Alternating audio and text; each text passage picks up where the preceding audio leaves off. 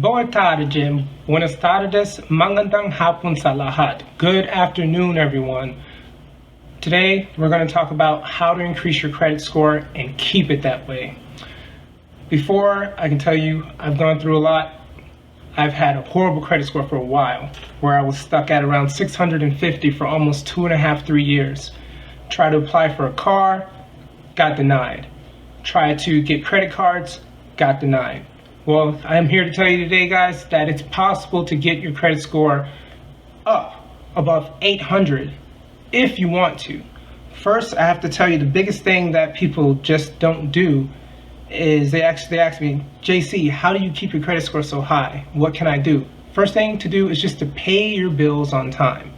Yes, it is as simple as that. If your bill is due at the 20th of the month, pay it way before that, so there's no conflict.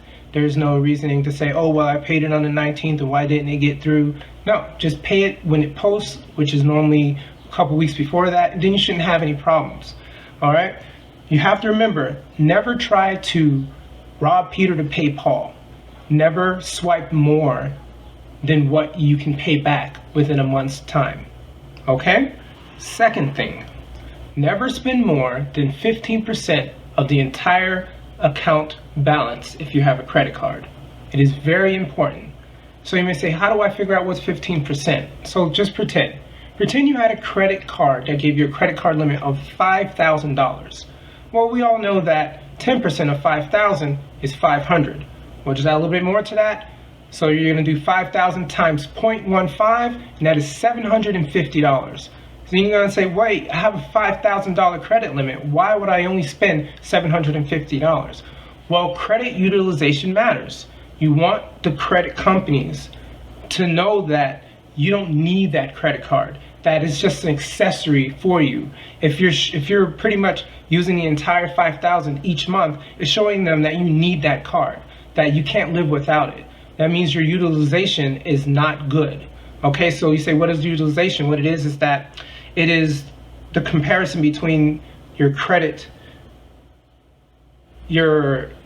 balance and your credit limit. Okay, and if it's so close, if you're using 4,000 of that 5,000, then you're way above what's normal, and it's pretty much showing the credit card company that you're in need of that card, and that you're probably not as stable as you should be.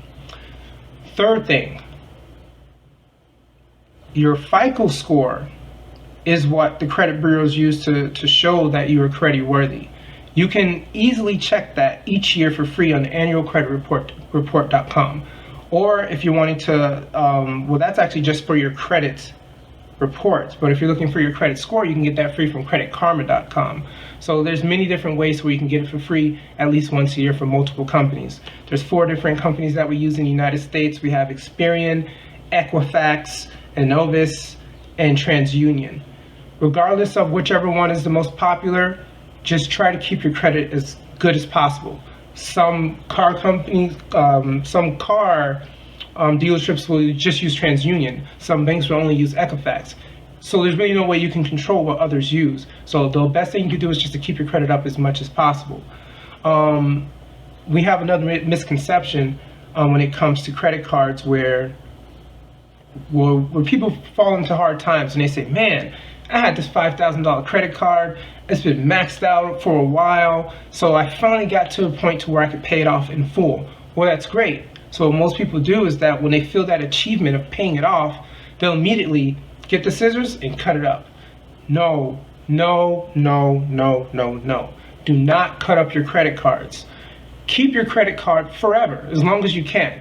Just because you're mad that you've essentially used your credit card up and that it's been hitting you and hurting credit score for so long, the account still matters. The history still matters, okay? So if you've done such a good thing for five years to where your credit score went up because of it, and then it went down, but then it went up again, by you canceling that credit card, you've pretty much removed the entire history of those 5 years, and that will essentially bring your credit score down. So keep the credit card. So what the normal words we use is, put that credit card on ice. So once you pay it off, put it at the back of your sock drawer and just don't use it, and then you'll be fine. But when I say don't use it, I just mean don't use it on a regular basis, because you do have to know that some credit card companies will say, hey, you haven't been using our card for about 2 or 3 years, and we're just going to go ahead and cancel your account. Yes, they can do that, and that will be almost the exact same thing as you just cutting it up and canceling it and getting rid of the entire history of your credit score. So my best advice to you would be to use your credit card at least once a year, or just within the parameters of when they say they're going to cancel your account if you don't use it. So if it takes 2 years, use it once in 2 years, whatever. Just continue to use it, but don't use it as much, because you have to have self-control. If you're constantly using each credit card that you have all the way up until its maximum balance, then you're going to run into trouble. All right? So another thing is, get the right type of credit card. Never pay anything for a credit card. There are too many credit cards out there where you can get them for free. Do not fall into the trap of saying, oh, you'll get 10 billion rewards miles, you can travel to Europe, you can do this just by getting our credit card, and all you have to do is just pay this annual fee of $150. Don't do it. I repeat, don't do it. It is not necessary. The credit companies and the credit scores, FICO Beacon, it doesn't matter if you have a signature, MasterCard Plus, it doesn't matter. It's just about you having credit in general. You don't need to pay anything for a credit card. So get a annual fee-free card. Do not pay $100, do not pay $150, regardless if you say, well, the benefits will outweigh the annual cost. No, it's not worth it, because you can still get the same type of benefits with many different cards just by doing a little bit of research. Okay? So another type of thing that you would need to remember is, remember to get the best type of credit card for you. Yes, there are multiple credit cards. There's secured and there's unsecured.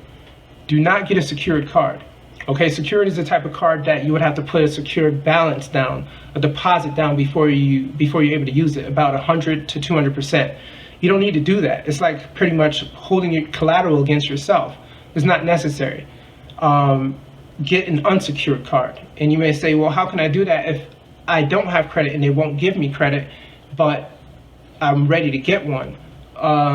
The best thing you would want to do is talk to your bank. Make sure you have a job. Make sure you're paying your bills on time in regards to your rent, your house note, things like that. And then explain to them, hey, I may not have credit, but I do feel that I am credit worthy. What they'll do is they'll look at how much you get paid per month, and they'll essentially weigh different factors. Don't go for the high gusto card of having a $10,000 balance and whatnot. You don't need that.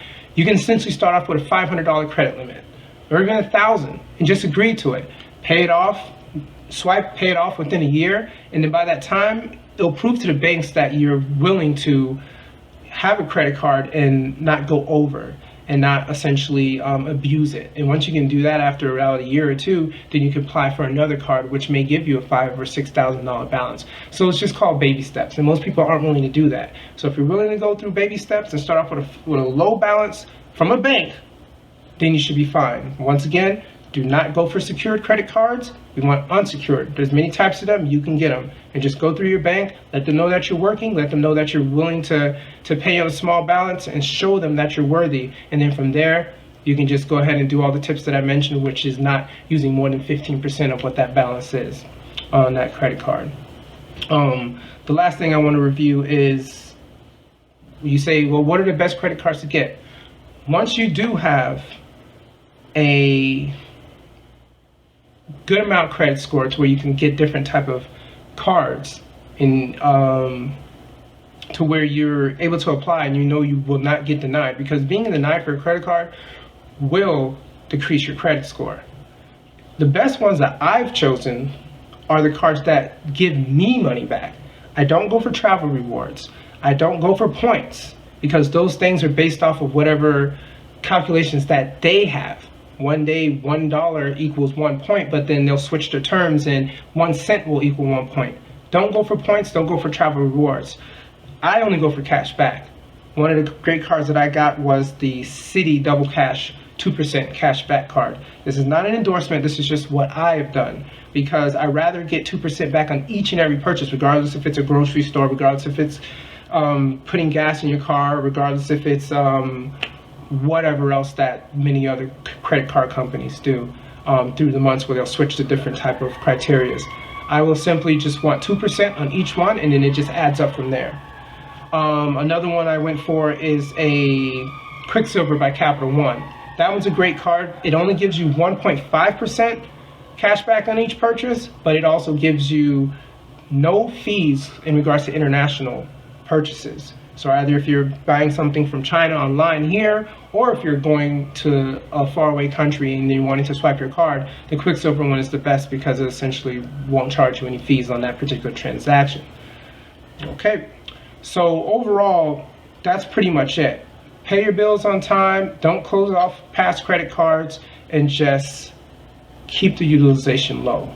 From there, you'll have a higher credit score. Go ahead and take a look at the screenshot that I'll show right here.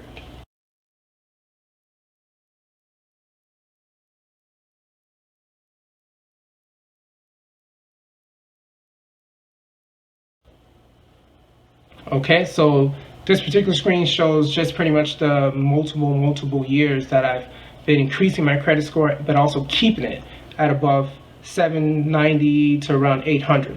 So it's just letting you know it is possible. Okay, so if you have any questions, go ahead and leave a comment below. It's real easy. I'll respond to anyone that has any questions about credit scores or just about loans in general. I've worked at a bank, for the world's largest bank, for 7 years and 4 months, so I pretty much know a good amount of when it comes to credit and loans and things like that. All right, once again, if you have any questions, go ahead and comment below. Have a great day.